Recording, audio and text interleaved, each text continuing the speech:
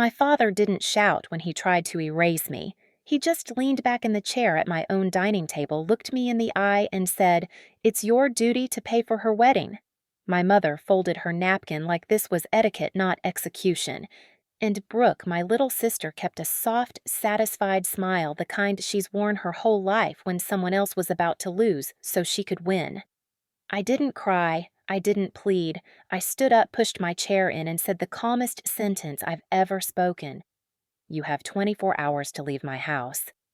And that was the moment everything shifted. My name is Daisy, and for most of my life, I thought keeping the peace was the same thing as keeping a family. I was the kid who learned early how to stay quiet, how to handle things myself, how to never be a problem. When other kids were begging their parents for rides to school dances, I was stocking shelves at a corner store trying to save enough to cover my first community college class. My parents, Arthur and Evelyn, liked to tell people they raised an independent daughter. What they never mentioned was that independence wasn't a trait they nurtured. It was a survival skill I had to grow. And then there was Brooke, my younger sister. Brooke, who floated through childhood like the world owed her a soft landing. Brooke, who always got the bigger bedroom, the nicer things, the loud praise, the gentle excuses. When Arthur lost his accounting job 3 years ago, they showed up at my doorstep with 2 suitcases and an unspoken expectation that my success meant their safety net. They said it would be temporary. Temporary somehow became them settling into my home so thoroughly that it stopped feeling like mine. The night they arrived, my mother walked straight into my kitchen and began rearranging drawers. She didn't ask. She didn't look up. Just said, "You'll thank me, dear." Efficiency matters. Arthur took over my home office within an hour, claiming he needed the space for a job search I never once saw him actually conduct. And Brooke, who was supposed to only visit for a few days, walked into my master bedroom, spun in a slow circle, and said, "This feels more like my vibe." By the end of the week, I was in the old guest room on a narrow bed I once bought for visiting friends. Bills doubled, then tripled. Someone kept adjusting the thermostat to a comfortable 72 as if I were running a resort. My car was borrowed without permission. Groceries vanished as soon as I set them down. And whenever I gently tried to talk about shared expenses, Evelyn would pat my hand and say, "Family takes care of family." Funny how family always seemed to mean me taking care of them. Even outside the house, the story twisted. My neighbor, Mrs. Patterson, pulled me aside one afternoon with sympathy in her eyes. "Your parents told me it's been hard on you financially," she whispered. "Hard on me while I was paying for everything." The truth was impossible to ignore, but I kept telling myself to endure it. That's what good daughters do, right? They stretch, they bend, they make room. It wasn't until 6 months ago, when I started sessions with Dr. Liu, my therapist, that someone finally named what was happening: financial abuse, emotional manipulation, and a lifetime of conditioning that made me think this was normal. I didn't confront anyone yet. I wasn't ready. But I started noticing everything, every entitled comment, every whispered look, every time Brooke acted like my house was her kingdom, and I knew something was coming. The shift didn't come all at once. It arrived in small, almost invisible fractures, the kind you only notice after someone teaches you how to look. Dr. Liu had told me during one session, "You've been trained to normalize chaos. Start paying attention to the details you've been taught to ignore." So I did, and once I started, I couldn't stop. It began with the bills. One Saturday morning, I sat at the dining table, the same one I used to eat takeout at after late nights at the firm, and opened the stack of payments I'd been avoiding: electric, water, groceries, gas, household supplies. Every line item had nearly doubled since the day my family moved in. I added everything up twice then, a third time. The numbers didn't lie. I was financially supporting 3 adults who acted like I owed them the lifestyle they'd grown comfortable with. While I was calculating totals, Brooke walked through the room barefoot, scrolling her phone. She didn't ask what I was doing. She didn't glance at the bills. She just opened my fridge, grabbed the sparkling water I'd been saving for myself, and said, "We're low on groceries again. Can you do a store run today?" No, please. No offer to come along. No awareness that she hadn't bought groceries in 3 years. Another crack. Then came the day Noah Brooks' fiancé showed up. He stood in my doorway holding a small box of pastries, trying to be polite. "Can I talk to you for a second, Daisy?" he asked, shifting nervously. Noah was the kind of man who always tried to do the right thing, even if he didn't fully understand the people around him. We stepped out onto the porch. He cleared his throat. Brooke's really excited about the wedding. Your parents mentioned you might help with some of the expenses. I stared at him, stunned that my family had apparently already planned how to spend my money. Why would they say that I asked? He hesitated. I think they assumed you'd want to contribute. Since you're stable. Stable. That word landed like a slap. Not successful. Not hardworking. Just stable, the euphemism people use when they think you have endless capacity to absorb responsibility. Another crack. One loud enough that even Noah heard it. He apologized before he left, looking genuinely confused by the tension he'd walked into. Then came the moment that pushed the fracture deeper. Brooke had taken my car for the day without asking, and when she returned, the passenger seat was stained with makeup. Fast food wrappers littered the floor, and the gas tank light was blinking. I confronted her gently, the way I always did. Brooke, can you give me a heads up next time I needed the car today? She blinked at me like I'd spoken an unfamiliar language.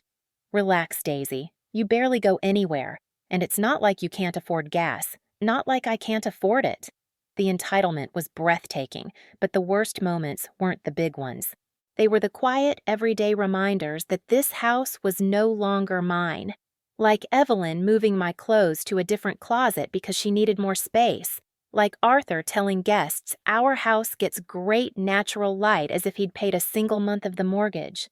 Like the way Brooke sprawled across my couch, leaving her shoes on the coffee table. Every time I walked through my own hallway, I felt like a ghost haunting a life I built. And yet my voice stayed silent. My boundaries stayed soft. My fear of being the ungrateful daughter kept me frozen in place. Until one night during therapy, Dr. Liu leaned forward and said the one sentence that cracked everything open, Daisy, they're not confused. They're benefiting. That truth hit harder than any argument my family could make. It reframed every memory, every sacrifice, every apology I'd made on their behalf. The undercurrents weren't undercurrents anymore. They were rising loud, impossible to ignore. Something was coming, something big. I didn't know when, but I knew the moment the dam broke, it would change everything. It happened on a Sunday night, the kind of night that used to mean family comfort normalcy. But in my house, Sunday dinners had become something else entirely, a performance, a stage where my parents played the roles they wanted the world to believe, the wise, loving elders guiding their grown daughters. I cooked as usual. Not because anyone asked politely, but because it was easier than listening to Brooke complain that the seasoning feels off every time she touched a pan. I made roasted chicken vegetables, a simple salad. Nothing fancy, just something that might quiet the tension long enough for us to survive the meal. But I felt it the moment they sat down, that hum in the room like a storm gathering behind closed windows. Brooke's smile was too sweet, too rehearsed. Arthur's stare lingered on me a beat too long. Evelyn kept smoothing her napkin eyes, darting between the three of us. Something was coming. We ate in silence for several minutes. I tried to breathe normally to pretend the chicken didn't taste like dread.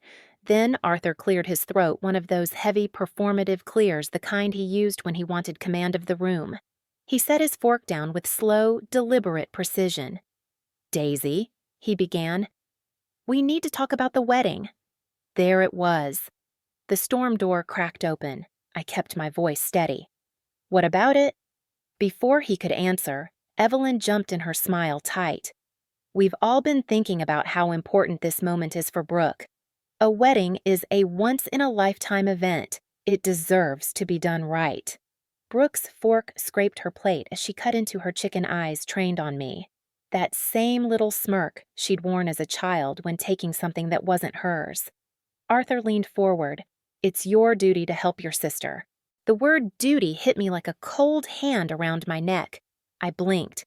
Help her how? Evelyn let out a soft laugh like I was being dramatic. "Daisy, you're a lawyer. You have a stable job. Contributing financially should be common sense."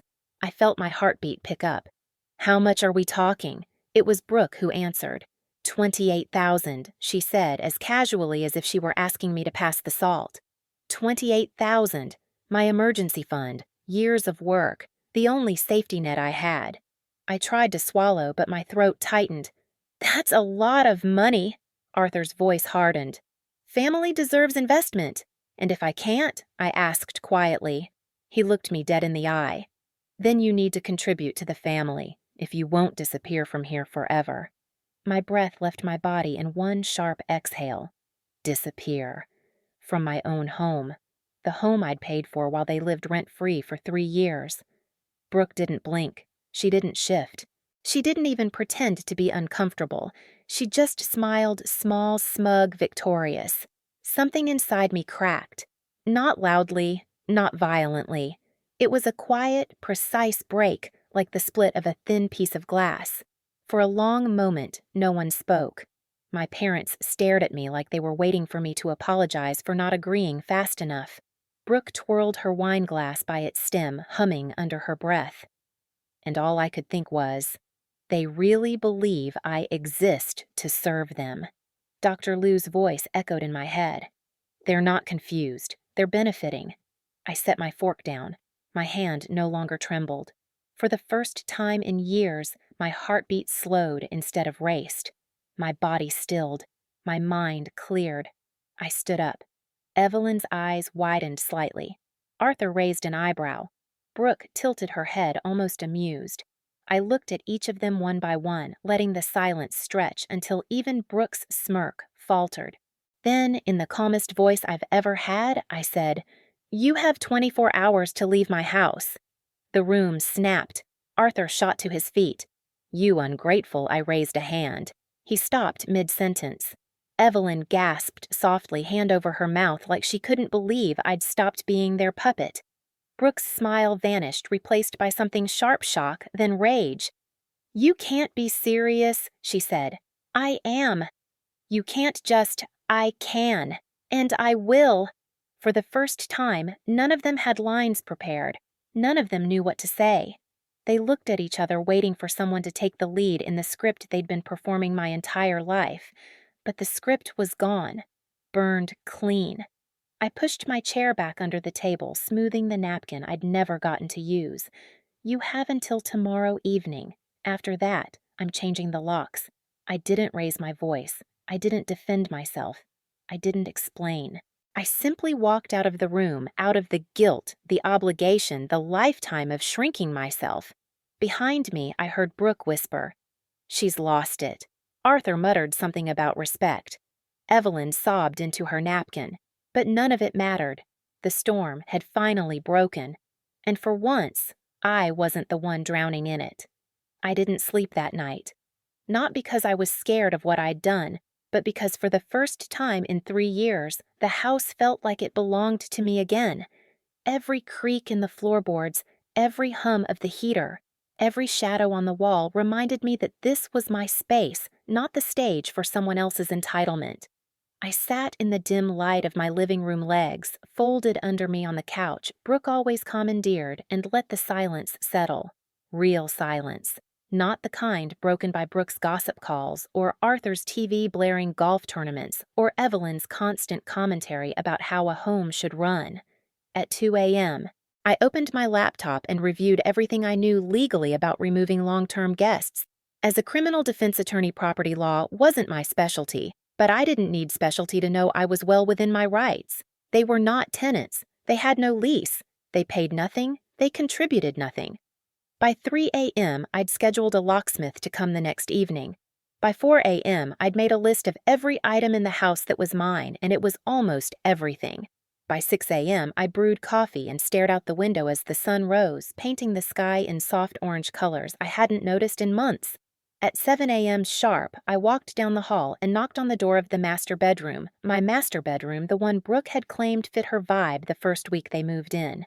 Arthur opened the door wearing a robe that wasn't his one I'd bought years ago from a boutique downtown. His face was puffy and irritated. "What now?" he snapped. "I'm reminding you," I said, my voice calm steady, the same voice I used when addressing judges. "You have 24 hours left." He scoffed. "You're being dramatic." "No," I said. I've been patient. You're experiencing the difference. Behind him, Brooke sat straight up in bed, hair wild, eyes wide. You're really doing this, she demanded. Yes. Evelyn appeared at the doorway of the hallway bathroom, clutching her robe like she was in a bad play. Daisy, sweetheart, don't do something you'll regret. I looked at her evenly. I regret letting it get this far. And then I walked away. They spent the morning in chaos, quiet chaos, the kind where whispers feel louder than screams. Doors opened and shut, suitcases zipped, cabinets slammed. But no one approached me. By noon, their strategy changed. They gathered in the living room like a tribunal. Arthur sat forward, hands steepled. Evelyn perched on the edge of the couch, tear tracks down her cheeks. Brooke crossed her arms tightly, face twisted in a pout I'd seen my entire life. Daisy, Arthur began. We think you need to reconsider.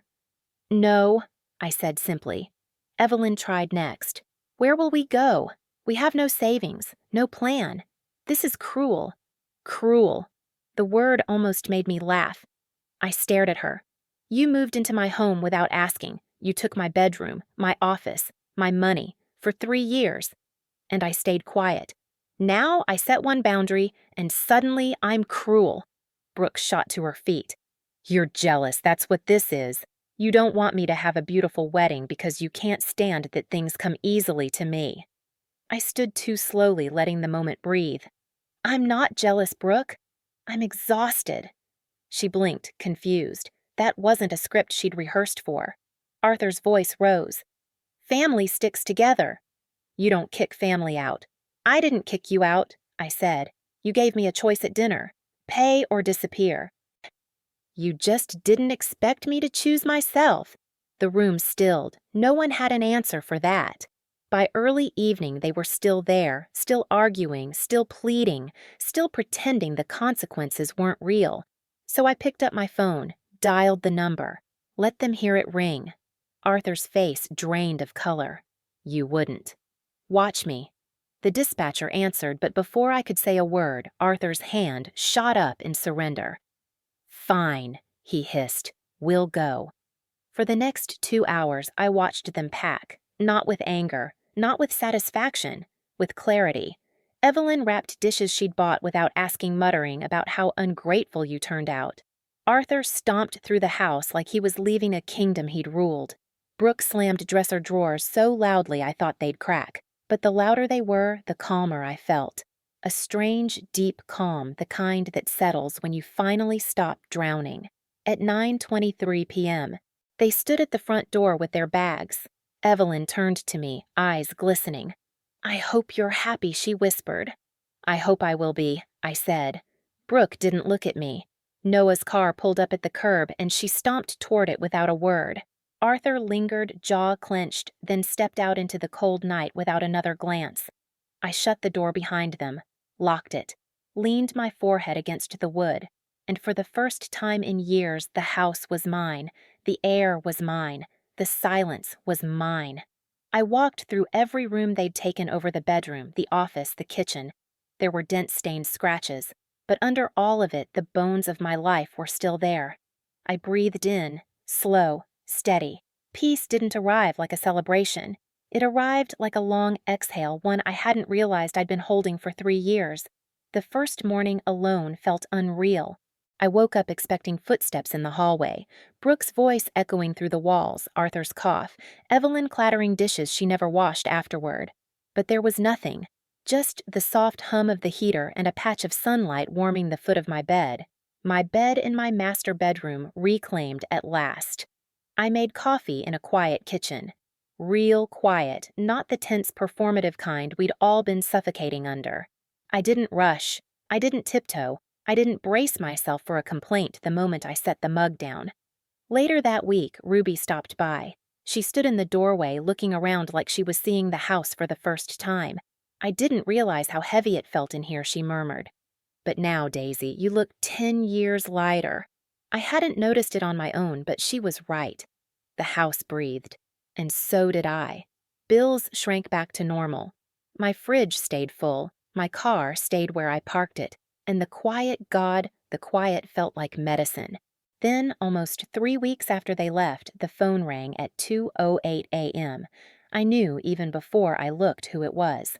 Brooke. Her voice trembled the moment I answered. Daisy. I need help. Those words hit me harder than the ultimatum ever had, because they were real. Not manipulative, not smug, real fear, real desperation. What's wrong? I asked. A shaky breath. I'm pregnant. My heart dropped. Not out of panic, out of recognition. This was the moment my family always used to pull me back in. A crisis, a plea, a demand wrapped in vulnerability. I can't afford anything, she whispered. Not appointments, not rent, not anything. I don't know what to do. Please, I need you. Old instinct surged, fix it, save her, swallow yourself so she can breathe. But Dr. Liu's voice rose louder. If you rescue her from her choices, she'll never learn to stand. I sat up, steadying my voice. Brooke, I'm sorry you're scared. I really am. But I can't be your only safety net anymore. A small sob. So, you're abandoning me?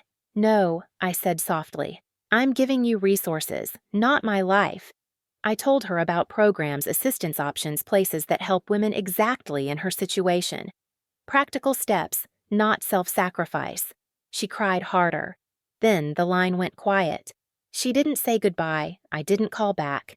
In the weeks that followed, updates trickled through the family vine. Brooke moved into a maternity support program. She found part-time work at a daycare. She was managing. Not perfectly, not gracefully, but managing. And for the first time, she was doing it without me breaking myself to hold her up. Boundaries don't feel triumphant. They feel clean. Painful sometimes, but clean. A year has passed since that night in my dining room. My parents now rent a modest studio on the north side of the city. Arthur works part-time at a hardware store. Evelyn does remote data entry.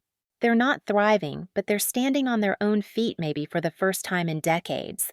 Brooke had her baby, a little boy. I've only seen photos passed quietly through my grandmother, but he looks healthy, peaceful, untouched by the battles that shaped the adults around him.